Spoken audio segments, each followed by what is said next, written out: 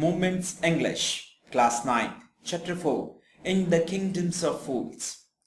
Think about it. Number 1.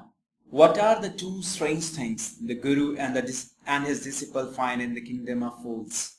Answer. The two strange things that the Guru and his disciple observe in the kingdom of fools are: every sleeps during the day and carry out their work at night. The cost to purchase anything from the market was the same, 1 dudu, 1 rupee. Whether it was a measure of rice or a bunch of bananas, it cost the same. Number 2. Why does the disciple decided to stay in the kingdoms of fools? Is it a good idea? Answer. The disciple decided to stay in the kingdoms of fools because he was delighted that everything cost a single dudu and everything was very cheap. All that he wanted was good and very cheap food. According to the Guru, staying there was not a good idea, as they were all fools, and so he felt his situation would not last long and was not sure about what they would do in the future. Number 3. Name all the peoples who are tried in the king's court and give the reason for their trial. Answer. Following peoples were tried in the king's court: the merchant, whose house was burgled, because his house walls was weak and it fell upon the burglar and killed him. The bricklayer, who built the wall, because he built a wall which was weak and which collapsed, killing the burglar. The dancing girl, because she distracted the bricklayer with her jingling anklets by walking up and down the road where a bricklayer was laying the wall. The goldsmith, because he didn't complete the dancing girl's order on time, and so she had to go to the goldsmith a dozen times.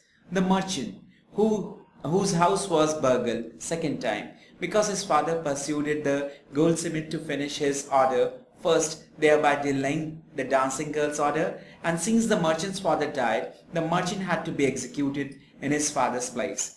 The disciple, because the merchant was too thin to be executed by the newly made stake, and a fat man was required to fit the stake. The disciple was very fat, hence he was caught. Number 4. Who is the real culprit according to the king, and why does he escape punishment? Answer. The real culprit according to the king is the merchant, because although his old father was the real murderer, he was dead and someone had to be punishment in his place. He escaped the punishment because he is too thin to be properly executed on the stake. Number 5. What are the Guru's words of wisdom? When does the disciple may remember them? Answer. The Guru's words of wisdom were that it was a city of fools.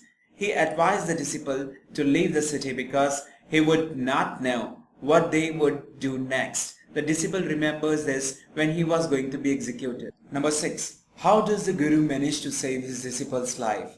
Answer. The Guru tries to confuse the king by expressing his desire to be killed first. Then, to further confuse the king, he tells a story of becoming the king in the next incarnation. Apparently, it may sound like a case of pure lie to save your dear one's life.